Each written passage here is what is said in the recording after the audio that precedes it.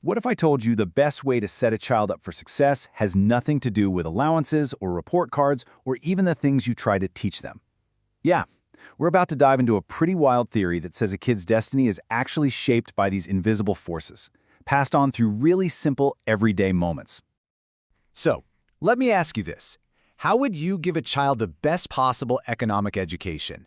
I'm willing to bet your answer would look a lot like mine, pulling from the usual playbook of good parenting. Right? You're probably thinking about stuff like giving an allowance, teaching them to save up for something they want, maybe even showing them how to invest a few bucks. These are the classic pillars of financial literacy. But the theory we're digging into today, it says that's all just surface stuff. The real influence is happening on a much deeper, almost mystical level. And here's the first real curveball from our source. The argument is that teaching a kid about the stock market doesn't create some mini Warren Buffett. Nope, it creates a gambler. It just trains them to chase quick wins instead of actually building real foundational knowledge. That's a pretty provocative thought, isn't it? So, okay, if the usual methods are out, what's left? Well, this theory suggests a child's entire future is determined by a special kind of energy they absorb from the adults around them. Think of it less like a lesson plan and more like, a kind of psychic osmosis. And this energy actually has a name, Ji-hyun. It's a Korean concept, and you can kind of think of it as the vital energy or the aura that really successful people give off. The entire theory really hinges on this idea that Gi-hyun can be passed from an expert to a child, literally putting them on the exact same path. Okay, so how does this mystical energy transfer actually happen? Well, according to the source, there's a very specific recipe. First, the child has to be around an expert in their field. Second, that expert has to give them praise and some kind of positive physical touch, like a pat on the head. And third, the expert gives the child a small gift, like a bit of pocket money. It's laid out as this precise, almost magical ritual for transferring destiny. All right, let's really get into the nitty-gritty of this so-called law of influence. This is where things start to get really interesting and, honestly, a little strange.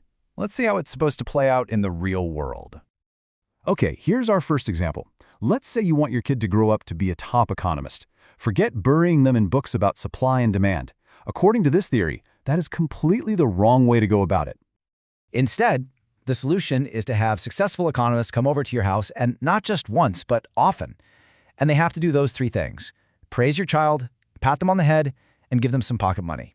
Those simple actions are supposedly the absolute key. And if you do this, the outcome is apparently a done deal.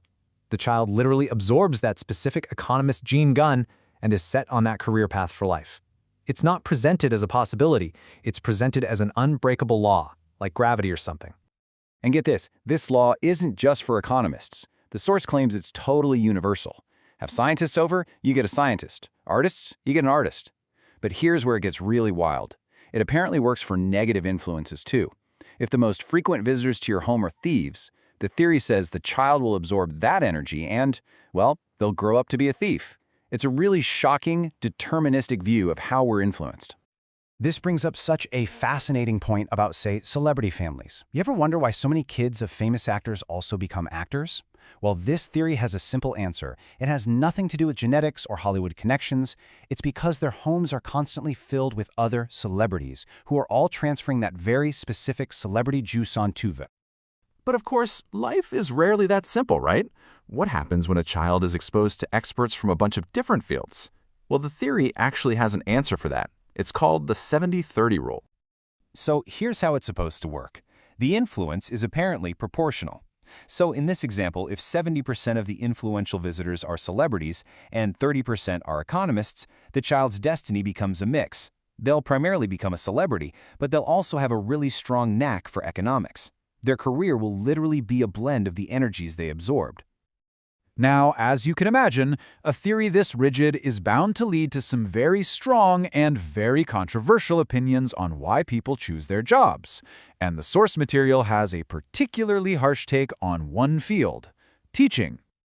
Now, I have to say, this is a seriously provocative claim from the source. The argument being made is that the teaching profession has sort of lost its way. That instead of being a noble calling, it's become a job people just choose for security. The source goes so far as to call this an ignorant choice, and even labels teaching one of the lowest professions because, in this view, its true purpose is gone. It's a very harsh critique. So at the end of all this, we're left with a pretty unsettling question. Is our destiny really written not by what we learn or what we strive for, but by the invisible energy of the people who just happen to pat us on the head when we're kids? It's a theory that challenges, well, just about everything we think we know about free will, ambition, and what it really takes to build a future.